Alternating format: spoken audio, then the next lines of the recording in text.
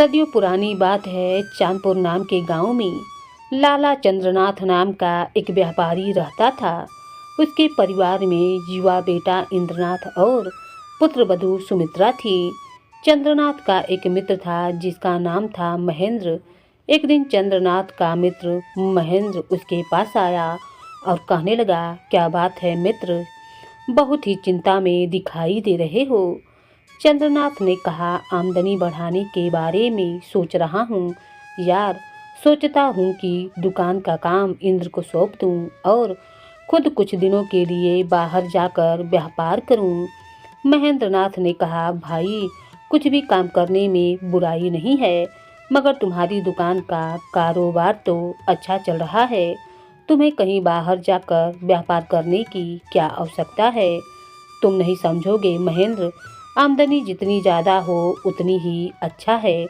ठीक है, तुम जब भी व्यापार के लिए निकलना चाहो मुझे भी याद कर लेना। मुझे भी अपने घर में कोई काम नहीं है, मैं भी तुम्हारे साथ घूम लूँगा।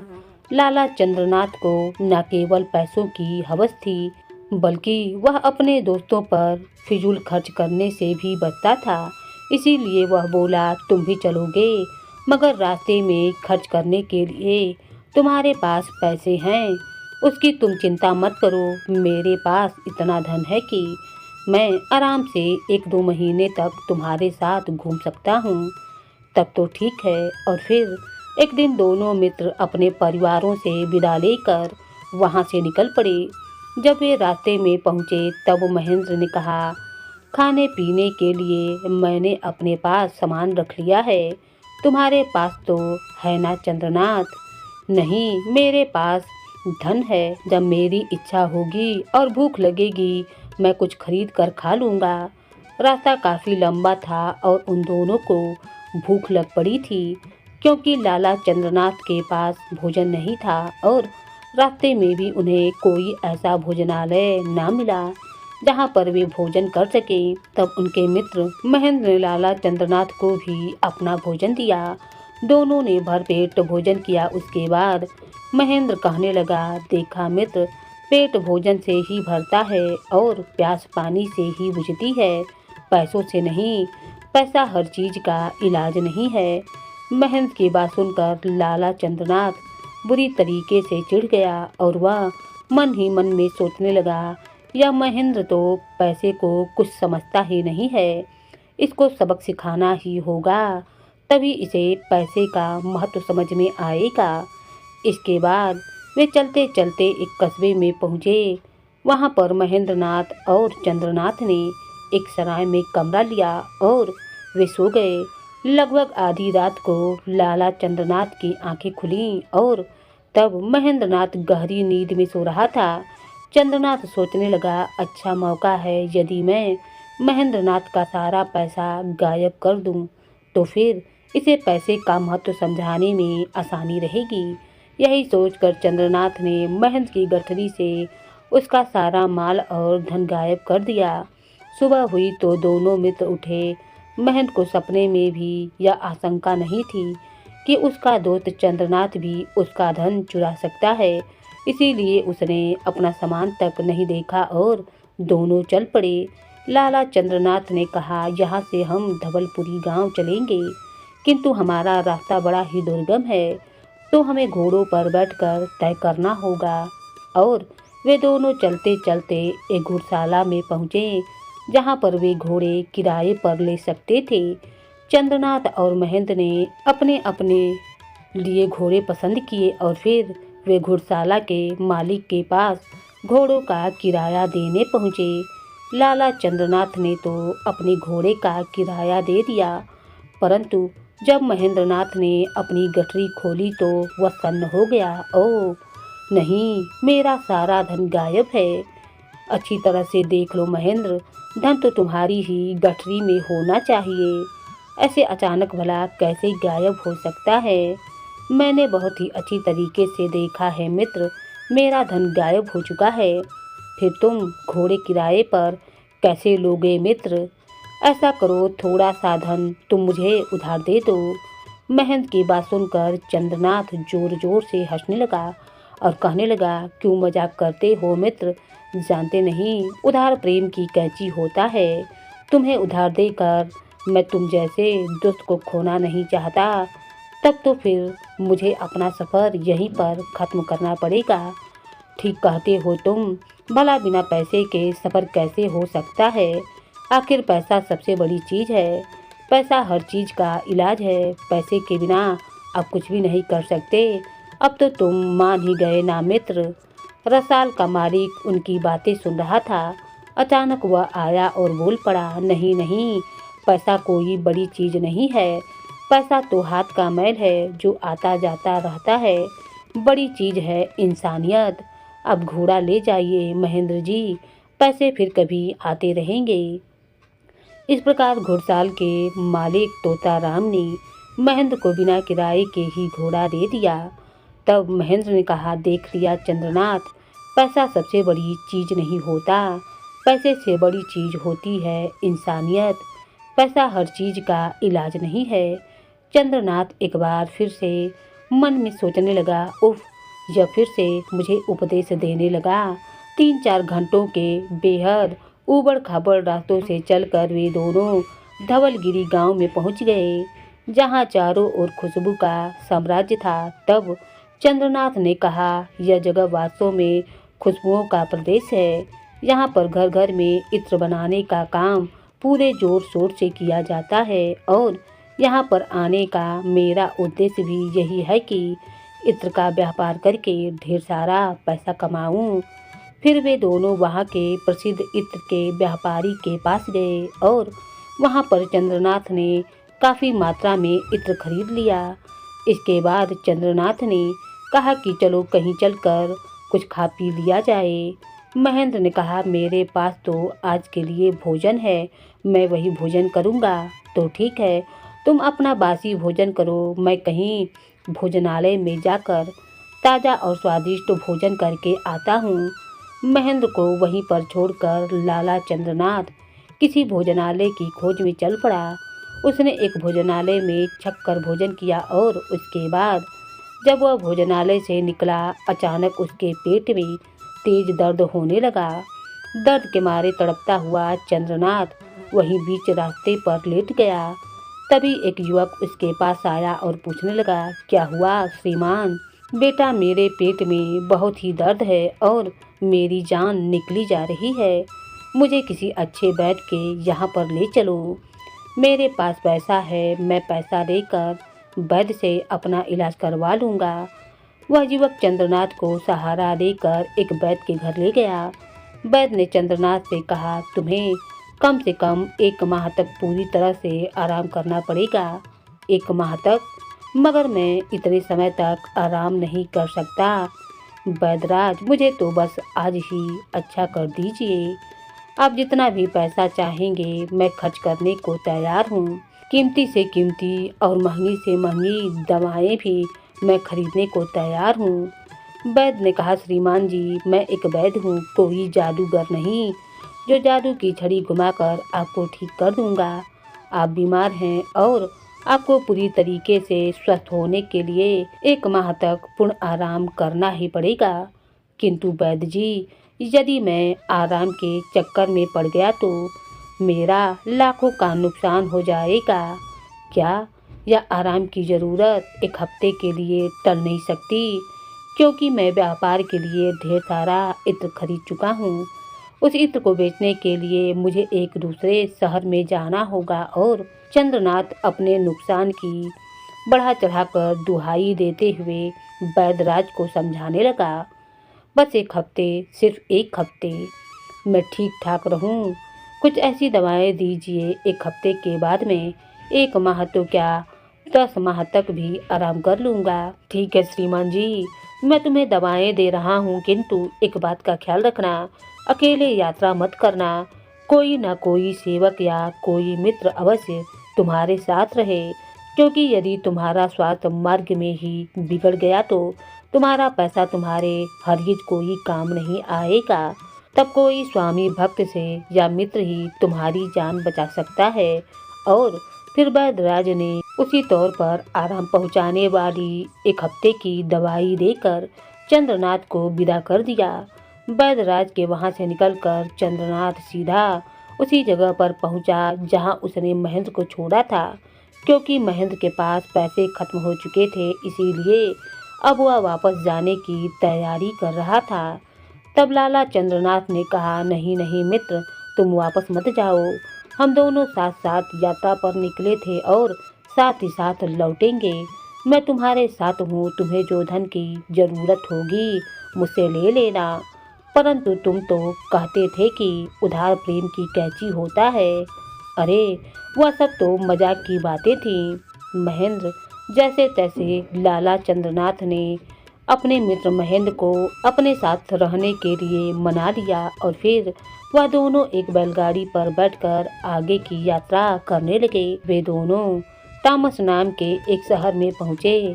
अपनी यात्रा के दौरान उन्हें एक बार फिर से एक सराय में रहना पड़ा, जहाँ पर लाला चंद्रनाथ की तबीयत एक बार फिर से बिगड़ने लगी। उसे साफ नजर आया कि वह अब ज़्यादा भागदौड़ नहीं कर सकता। इसीलिए वह महेंद्र से कहने लगा, महेंद्र मेरे दोस्त, मेरी तबीयत खराब हो रही है, दिल बैठा जा रहा है। अब मुझे यहीं पर छोड़कर तुम्हें सामान बेचने जाना होगा। किंतु मैं तो इस व्यापार के बारे में कुछ नहीं जानता। चंद्रनाथ, वह सब मैं तुम्हें समझा दूंगा। चंद्रनाथ बोला, वह सब मैं तुम्हें समझा दूंगा। तुम्हें व्यापारियों के पते भी दे दूंगा और अपने लाभ में तुम्हें 10% का भागी भी बना दूंगा। फिर चंद्रनाथ ने भली भांति समझा बुझाकर महेंद्र को इतर के व्यापारियों से मिलने के लिए भेज दिया और खुद सराय में रहकर आराम करने लगा। महेंद्र ने चंद्रनाथ के बताए हुए पतों पर संपर्क करके अच्छे मुनाफे पर वह सारा इत्र बेच दिया और फिर वापस सराय में लौट आया। वापस आकर महेंद्र ने देखा कि उसके दोस्त की तबीयत और भी ज़्यादा खराब हो चुकी थी। तब चंद्रनाथ ने कहा, महेंद्र मेरे दोस्त, मुझे लगता है कि मैं अब ज़्यादा दिनों तक जीवित नहीं बच पाऊँगा। इसीलिए तुम्हें मेरा एक काम करना होगा। मैं 4 महीनों के खर्च के लायक पैसा अपने पास रख लेता हूँ। बाकी पैसा तुम वापस अपने कस्बे चांदपुर में ले जाओ और वहाँ पर जाकर मेरे बेटे इंद्रनाथ को सौंप देना और उससे यह भी कह देना कि अगर मैं 4 महीने के बाद जीवित वापस लौटा तो इस व्यापार का सारा धन उससे ले लूँगा। इसीलिए धन में से एक कौड़ी भी खर्च ना करे। यह सब तो ठीक है, किंतु तुम्हें इस हालत में छोड़कर मैं नहीं जा सकता। जिद मत करो महेंद्र, मैं यहाँ मरने के लिए नहीं बल्कि अपनी बीमारी से लड़कर स्वयं को अच्छा करने के लिए रुक रहा हूँ। मुझे मालूम है कि बीमारी की दशा में अकेले रहना उचित नहीं है, किंतु अगले 5 दिनों के लायक ऐसी दवा मेरे पास है जिससे मैं बीमारी के किसी भी घातक हमले से बच सकता हूँ। महेंद्र ने कहा, किंतु फिर भी तुम्हारी देखभाल के लिए, तुम्हारी सेवा के लिए कोई ना कोई तो तुम्हारे पास रहना ही चाहिए। मित्र, उसके लिए मैंने सराय के मालिक से कह दिया है, वह एक स्वामी भक्त नौकर का प्रबंध कर देगा। तब महेंद्र ने कहा, किंतु चंद्रनाथ, तुम्हारे पास तो बहुत पैसा है, क्यों ना तुम किसी वैद्य के मुंह पर ढेर सारा पैसा दे मारो, जिससे कि वह तुम्हें महीनों की जगह दिन और दिनों की जगह घड़ी 2 घड़ी में ही अच्छा कर दे। मस्करी मत करो मित्र, जबकि तुम खुद ही कहते थे कि पैसा हर चीज का इलाज नहीं है। खैर, कुछ देर की औपचारिक बातों के बाद महेंद्र वापस लौटने को मान गया। महेंद्र के जाने के बाद चंद्रनाथ के कमरे में सराय के मालिक के द्वारा भेजा गया एक नौकर आया। मेरा नाम रामू है मालिक, सराय के मालिक जी ने मुझे आपकी सेवा के लिए भेजा है। रामू, तुम यहाँ पर किसी वैद्य या हकीम को जानते हो तो मुझे वहाँ पर ले चलो। रामू एक बड़ा ही होशियार नौकर था। उसने तुरंत एक पालकी का प्रबंधन किया और अपने मालिक चंद्रनाथ को वहाँ के एक बड़े ही प्रसिद्ध वैद्य के पास ले गया। तब वैद्य ने कहा, तुम्हें क्या तकलीफ है? महाशय, वैद्यराज, मेरे सीने में दर्द रहता है और ऐसा लगता है कि जान ही निकल जाएगी। तुम्हें एक नहीं बल्कि कई शिकायतें हैं। निश्चिंत तौर पर तुम्हारा खाने पीने का समय ठीक नहीं है। कभी किसी वक्त तुम खाना खाते हो तो कभी छोड़ देते हो। आपने बिल्कुल सही कहा वैद्यराज, मेरे साथ ऐसा ही हो रहा है। तो सुनो, चंद्रनाथ को तामस से 40 मील दूर एक पहाड़ी प्रदेश है। गिरवन, तुम वहां जाकर 1 महीने तक रहो। साथ ही मैं तुम्हें कुछ औषधियाँ दे रहा हूँ। यकीन मानो सिर्फ 1 महीने में ही तुम्हारी बीमारी ऐसे गायब हो जाएगी जैसे गधे के सिर से सींग। वैद्य जी, मैं आपकी हर बात मानने को तैयार हूँ, बस आप किसी तरह से मुझे जल्दी अच्छा कर दीजिए। गिरवन की जलवायु और वहाँ का स्वास्थ्य वर्धक पानी तुम्हें बहुत ही जल्द अच्छा कर देगा। और फिर वैद्य जी ने चंद्रनाथ को महीने भर की दवाइयाँ दी और परहेज बताए। आखिर में फिर से गिरवन जाकर रहने की सलाह दी। चंद्रनाथ रामू के साथ लेकर उसी रोज गिरवन के लिए रवाना हो गया। गिरवन का इलाका वास्तव में बड़ा ही खूबसूरत था। वहाँ एक बहुत ही अच्छे मकान में उसके रहने का प्रबंधन किया गया। चंद्रनाथ वहीं रहकर स्वास्थ्य लाभ लेने लगा। गिरवन में रहते रहते उसे 15 दिन हो गए। वह काफ़ी हद तक स्वयं को स्वस्थ भी महसूस कर रहा था। 16वें दिन जब चंद्रनाथ अपने बाग में टहल रहा था तो एकाएक उसे किसी के गाने का स्वर सुनाई दिया। वह सोचने लगा, कितनी मीठी आवाज़ है, कौन गा रहा है, जरा चलकर देखूं। तो जब वह गाने की आवाज़ की दिशा में चला तो उसने देखा कि एक अंधी भिखारिन वहाँ पर बैठी हुई भजन गा रही थी। वह एकाएक चुप हो गई। अरे, तुम चुप क्यों हो गई? गाओ ना। क्षमा कीजिए, मैं सिर्फ अपनी मर्जी से और अपने सुख के लिए गाती हूँ। अरे, हम मुफ्त में गाने को नहीं कहते, हम तुम्हें पैसे भी देंगे। मुझे पैसों की ज़रूरत नहीं है सेठ जी। पैसे देकर आप किसी और से गवा लीजिएगा, किंतु हमें तो तुम्हारा ही गाना सुनना है। तो ठीक है, मेरे गाने का इंतज़ार कीजिए। मैं गाना गाती ज़रूर हूँ, परंतु अपनी मर्जी से, किसी और की मर्जी से नहीं। अजीब हो तुम, अंधी हो, भिखारिन भी हो, फिर भी इतना घमंड। जानती हो, पैसा बहुत बड़ी चीज़ है। पैसे से हर चीज़ खरीदी जा सकती है, सारे सुख इकट्ठे किए जा सकते हैं। नहीं सेठ जी, पैसा हर चीज़ का इलाज नहीं है। पैसे से सारे सुख नहीं खरीदे जा सकते हैं। अरे तुम क्या जानो पैसों की ताकत। हम बीमार थे, हमने पैसा खर्च किया और ठीक होते जा रहे हैं। गलत ख्याल है आपका। अब पैसे की ताकत से नहीं, बल्कि वैद्यराज की दवाएं और उनकी सलाह व परहेज के कारण ठीक हो रहे हैं। अरे, तुम तो हमारे बारे में बहुत कुछ जानती हो। जी हाँ, आपके नौकर रामू से मेरी थोड़ी बहुत बोलचाल हो जाती है। उसे भी मेरा गाना बहुत पसंद है। ओह, तो उसे भी तुम अपना गाना सुनाती हो? फिर हमें सुनाने में कैसा ऐतराज़ है? हम तुम्हें बहुत सा पैसा भी देंगे। सेठ जी, आप फिर से पैसे का रूप दिखाने लगे। यदि आपको पैसों का इतना ही घमंड है तो आप पैसों से मुझ अंधी को आंखें दिलवा दीजिए, मेरी मरी हुई माँ को जिंदा करवा दीजिए, फिर मैं आपको गाना अवश्य सुनाऊंगी। अंधे भिखारिन की बात सुनकर चंद्रनाथ एकदम खामोश हो गया। फिर वह बोला, पैसा बहुत बड़ी चीज़ है, मगर हर चीज़ का इलाज पैसा नहीं है। पैसे से सब कुछ नहीं खरीदा जा सकता है। बेटी, बेटी, आपने मुझे बेटी कहा, तो फिर पैसों की बात अब बिल्कुल मत कीजिएगा। मैं आपको गाना सुनाने के लिए वैसे ही तैयार हूँ। और उस दिन के बाद से चंद्रनाथ ने जब भी फरमाइश की, अंधी भिखारिन उसे गाना अवश्य सुनाती थी। फिर जब वह पूरी तरीके से अच्छा हो गया तो वह वापस लौटने को तैयार था। वह उस अंधी भिखारिन के पास गया और कहने लगा, तुम हमारे साथ चलोगी बिटिया? जहाँ भी हम कहें तुम हमारे साथ हमारी बेटी बनकर रहोगी। बेचारी अंधी भिखारिन सुजाता को इतना प्यार कभी किसी से ना मिला था। पिताजी, आप मेरे पिताजी हैं। हाँ बेटी, आज से तुम मेरी बेटी हो।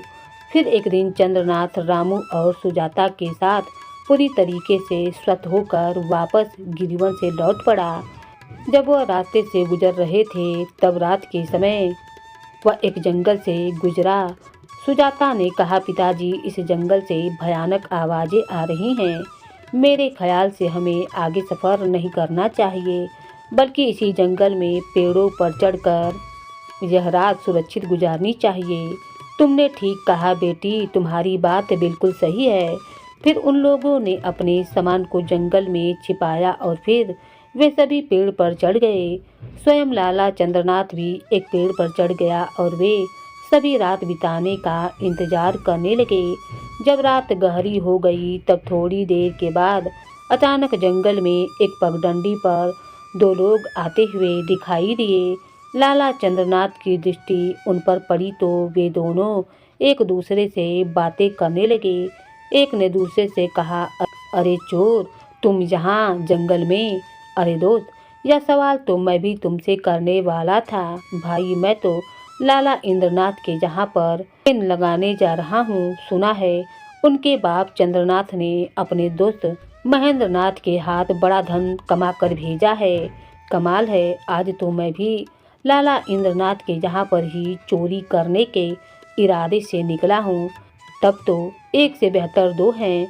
हम दोनों साथ साथ दाव मारते हैं, जो भी कुछ मिलेगा आपस में बांट लेंगे। और एक बात याद रखना, अगर उस घर में चोरी करने में कोई परेशानी हुई तो हम पूरे परिवार को खत्म करने से भी पीछे नहीं हटेंगे। और यही बातें करते हुए दोनों चोर वहां से निकल पड़े। लाला चंद्रनाथ उन दोनों की बातें पेड़ पर बैठा सुन रहा था। वह बेचैन हो गया, सोचने लगा, उफ, यह दोनों खूंखार चोर मेरे ही घर में चोरी करने जा रहे हैं। अब क्या मैं करूं? कैसे इन्हें रोकूं? इनका मुकाबला तो सिर्फ राजा के सैनिक ही कर सकते हैं और उन्हें बुलाने के लिए मुझे दिन होने का इंतजार करना पड़ेगा और तब तक मैं लुट जाऊंगा। अभी लाला चंद्रनाथ यह सब कुछ सोच रहा था कि तभी उसे फिर से कुछ आवाज़ें सुनाई दी। उसने देखा दो व्यक्ति जो कि काफ़ी लंबे चौड़े और खूंखार प्रवृत्ति के दिखाई पड़ते थे। उन दोनों के हाथों में हथियार थे और एक ने कहा, हाँ भाई भूतनाथ, यही इसी जंगल में हमें रुकना है। हाँ भाई, लाला इंद्रनाथ का बाप इसी जंगल से आएगा। दुआ करो कि लाला इंद्रनाथ का बाप चंद्रनाथ अकेला ही हो, तब उसे जान से मारने में हमें कोई परेशानी नहीं होगी। किंतु वह अकेला ना भी हो तो हमें उसे मारना ही है। आखिर इंद्रनाथ ने अपने बाप को मारने के लिए हमें 10,000 स्वर्ण मुद्राएं जो दी हैं। और वे फिर दोनों पेशेवर हत्यारे एक कोने में जाकर पेड़ के पीछे छुप गए। वहीं पेड़ के ऊपर बैठे हुए चंद्रनाथ ने दोनों हत्यारों की बातें सुनी तो उसका कलेजा मुंह को भर आया। हे भगवान, मेरे ही बेटे ने मुझे मारने के लिए हत्यारे भेजे हैं। सचमुच ज़्यादा पैसा होना भी अच्छी बात नहीं है।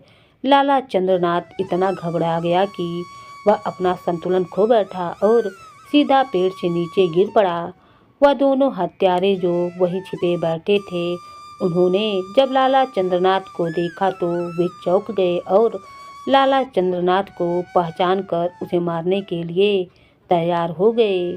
देखो, यह इंद्रनाथ का बाप चंद्रनाथ ही है, चलो इसे खत्म कर दें। कि तभी पेड़ के ऊपर छिपा हुआ रामू उन पर टूट पड़ा और उन्हीं की तलवार से उन पर हमला कर दिया। अचानक हुए इस हमले से वे दोनों संभल नहीं पाए और रामू ने उन्हें मौत के घाट उतार दिया। इसके बाद रामू लाला चंद्रनाथ के पास गया। आपको कहीं चोट तो नहीं आई मालिक? रामू, आज से मैं तुम्हारा मालिक नहीं हूँ, बल्कि तुम्हारा पिता हूँ और तुम मेरे बेटे हो। इसके बाद रामू ने अंधी सुजाता को भी पेड़ से नीचे उतार लिया। रामू ने सुजाता को सारी घटना विस्तार पूर्वक बतला दी। तब तक रात काफ़ी बीत चुकी थी और सुबह का उजाला होने लगा था। जब पूरी तरीके से सुबह हो गई तब रामू ने लाला चंद्रनाथ से कहा, अब किधर चलना है?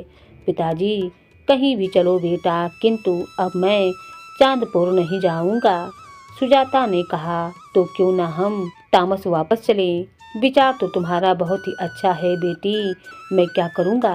पिताजी, मेरी तो वहाँ पर जन्मभूमि है, तो ठीक है हम सब तामस ही चलते हैं। और फिर उसके बाद लाला चंद्रनाथ का काफिला वापस को तामस की तरफ चल दिया।